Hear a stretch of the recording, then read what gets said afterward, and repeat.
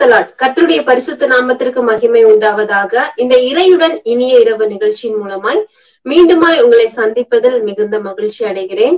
இன்றைய நாளிலும் ஒரு புதிய தலைப்புடனே உங்களோட பேசுவதில் மிகுந்த மகிழ்ச்சி அடைகிறேன்.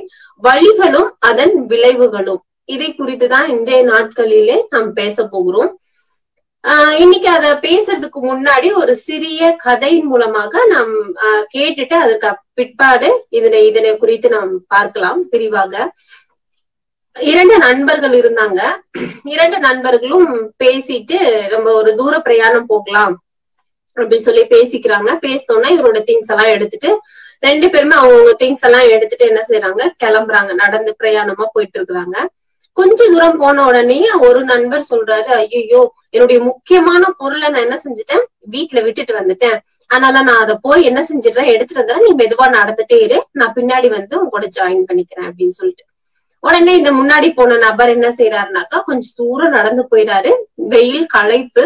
என்ன செய்யறாரு, சரி தன்னுடைய நண்பன் வர வரைக்கும் நம்ம என்ன செய்யலாம், அந்த ஒரு மரம் இருந்தது, ஆலமரம் இருந்தது. அந்த ஆலமரத்துக்கு அடியில இவர் என்ன செய்யறாரு, தன்னுடைய பேக வச்சுட்டு அங்க உட்கார்ந்துட்டு இருக்கிறாரு. அப்படியே அந்த சில்லுன்னு காத்து, நடந்து வந்த களைப்பு அவர் என்ன செஞ்சிட்டாரு, அப்படியே தூங்கிட்டாரு.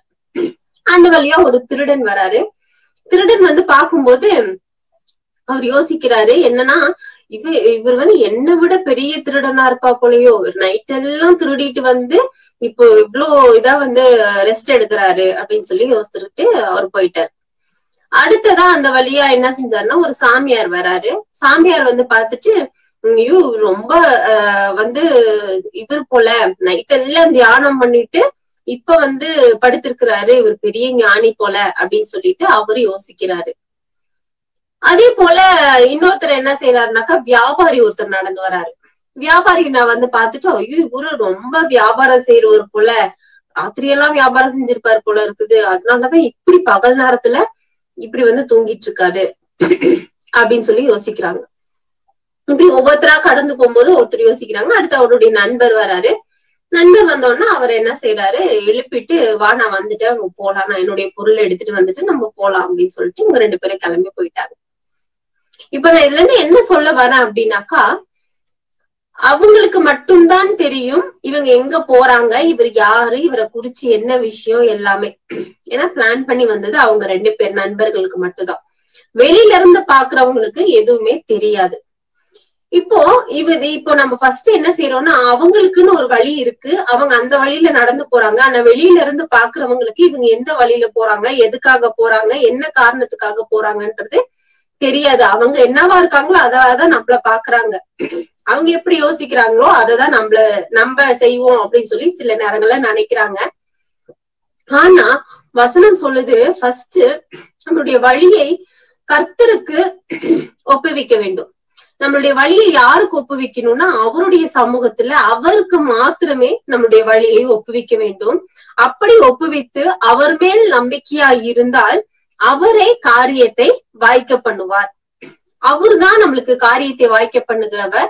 ஏன்னா அவருதான் நம்மளோட ஒரு நண்பனா இருக்கிறார், அவர்தான் நம்மளோட துணையா இருக்கிறார். ஏன்னா அவர் இந்த உலகத்துல நம்மளை சிருஷ்டித்ததுக்கு அப்புறம் அவர் நம்ம கூடவே இருக்கிறார். இப்பொழுதும் பாத்தீங்கன்னா அவர் இந்த உலகத்திற்கு வந்து மனிதனாய் பிறந்து மரித்ததற்கு அப்புறம் நம்மளுக்கு ஒரு தேய்ச்சரவாளனை கொடுத்துட்டு போனார். நம்மளை விட்டுட்டு போக கூடாதுன்றதுக்காக நம்மளுடைய தேய்ச்சரவாளனை கொடுத்து நம்ம கூடவே இருக்கும்படியா, எல்லா நேரத்திலும் நம்மளை கண்ணோக்கும்படியாகவும் நம்மளை கண்டித்து உணர்த்தும்படியாகவும் எப்பவுமே நம்ம கூட இருக்கும்படியாக பரிசுத்த ஆவியானவர் நமக்கு கொடுத்து சென்றார்.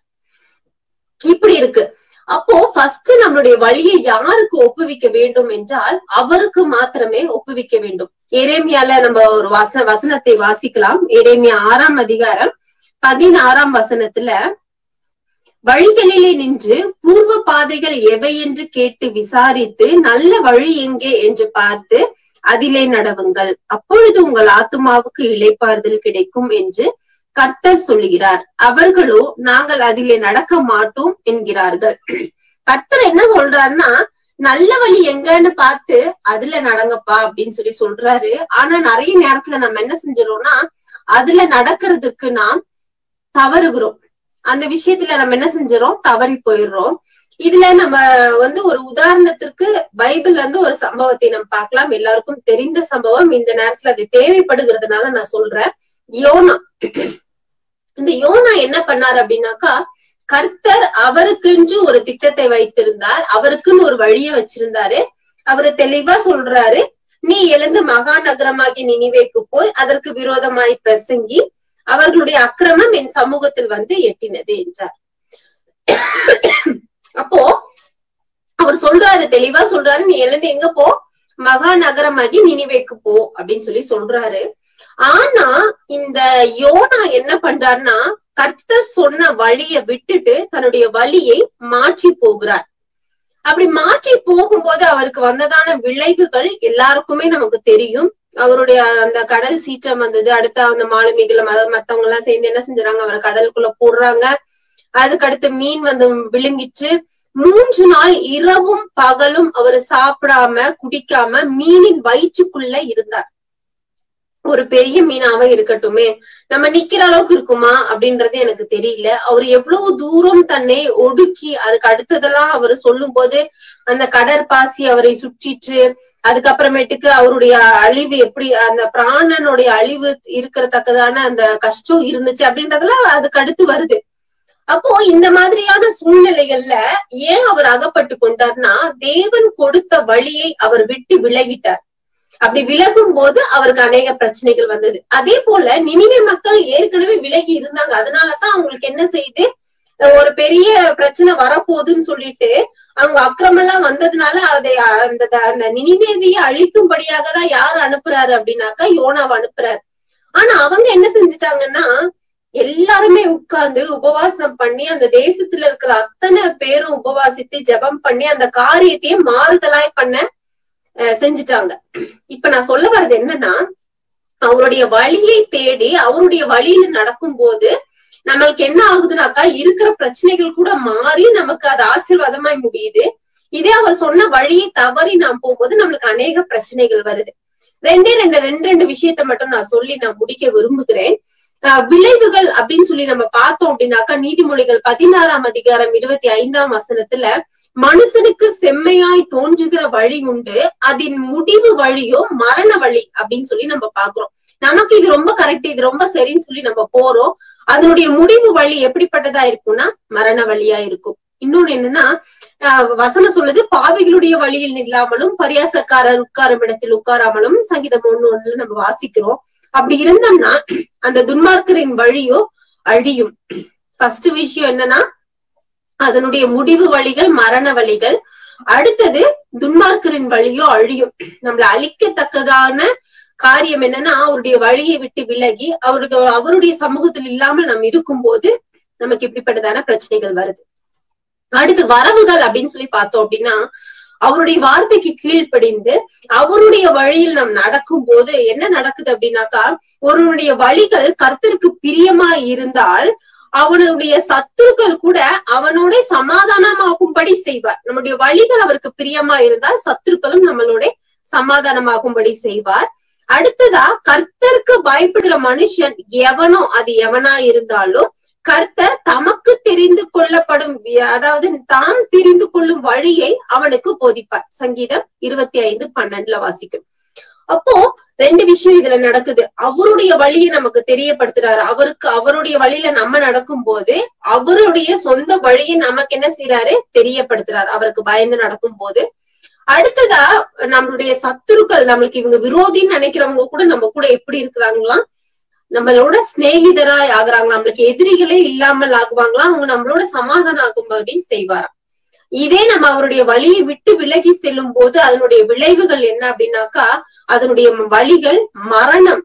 அடுத்தது நம்மளுடைய வழிகள் என்ன, நம்ம என்ன செஞ்சிருவோம், அழிந்து போகத்தக்கதான காரியமா இருக்கிறது. இந்த நாட்கள்ல பிரியமானவர்களை நம்ம நிறைய காரியங்களை கேட்டிருக்கிறோம். ஆனாலும் இந்த நாட்கள்ல நம்ம எந்த வழியில நாம் நடந்து கொண்டு இருக்கிறோம், அவருடைய வழியில நாம் நடக்கிறோமா, இல்ல அவர் நம்ம காட்டின வழியை விட்டு விலகி நம்ம நடந்து கொண்டு இருக்கிறோமா, அதை நாம் நிதானிப்போம். இந்த நேரத்துல நிதானித்து நாம் கண்களை மூடி நாம் செபிக்கலாம். இந்த நேரத்திலுமாய் நாம் படுக்கைக்கு செல்றதுக்கு முன்பதாக நாம் அவரிடத்துல சில காரியங்களை குறித்து ஒப்பு கொடுத்து நாம் ஜெபித்து விட்டு நாம் படுக்கைக்கு செல்வோம். ஆண்டவரே, உமக்கு விரோதமான வழிகள் என்னிடத்தில் இருக்குமானால் உம்மை விட்டு நாங்க கடந்து வேற வழி விலகி சொல்றோம்னா அதை எங்களுக்கு நீங்க காண்பித்து கொடுங்க, நாங்க இனிமேல் நேரான வழியில நாங்க நடக்கணும் அப்படின்னு சொல்லி நாம் ஒப்பு கொடுத்து நாம் ஜெபிக்கலாம். அன்பின் பரலோக பிதாவே, இந்த அருமையான நல்ல இரவு நேரத்திற்காக நாங்கள் நன்றி செலுத்துகிறோம். கடந்த நாட்கள் முழுவதும் காத்தீர், ஒரு புதிய நாளை கொடுத்து இந்த நாளிலே இரவு நேரம் வரைக்கும் எங்களோடு கூட இருந்து எங்களை விசாரித்தீர். உமக்கு நன்றி செலுத்துகிறோம். இந்த நாளில் நாங்கள் கேட்ட வசனத்தின் பிரகாரமாய் ஆண்டவரே, நல்ல வழி எங்கே என்று பார்த்து அதிலே நடக்கத்தக்கதாகவும் உம்முடைய சித்தத்திற்கு நேரான வழியிலே எங்களை நீ நடத்தி செல்லவும் எங்களை நாங்கள் ஒப்பு கொடுக்கிறோம். உமக்கு பிரியமில்லாத வழிகள் எங்களிடத்தில் இருக்குமானால் அதை எங்களிடத்திலிருந்து எடுத்து போட்டு நீர் எங்களுக்கு காண்பிக்கிற வழியில நீரே வழியும் சத்தியமும் ஜீவனுமாய் இருக்கிறேன். உம்முடைய வழியில நாங்கள் நடந்து ஜீவனை பெற்றுக்கொள்ளத்தக்கதாய், அந்த ஒளியிலே நடந்து நாங்கள் ஜீவனை பெற்றுக்கொள்ளத்தக்கதாய் தேவன் கிருபை பாராட்டும்படிக்காய் நாங்கள் ஜெபிக்கிறோம். இந்த நேரத்துல என்னோடு சேர்ந்து ஜெபிக்கிற ஒவ்வொருவருக்காய் நன்றி, ஜெபிக்க போகிறவர்களுக்காய் ஸ்தோத்திரம். ஆண்டவரே, நீர் எல்லா காரியங்களும் அவங்களோட துணை நின்று ஆண்டவரே எங்களை எல்லா மரண வழிகளுக்கும் எங்களுடைய ஆத்மாவை அழிக்கிறத்தக்கதான வழிகளிலிருந்து எங்களை விலக்கி மீட்டு உம்முடைய வழியில நாங்கள் நடக்க எங்களுக்கு கிருபை தாங்கப்பா. இயேசு கிறிஸ்துவின் நாமத்தில் வேண்டி ஜெபிக்கிறோம், ஜெபிக்கிற நல்ல பிதாவே. ஆமேன், ஆமேன்.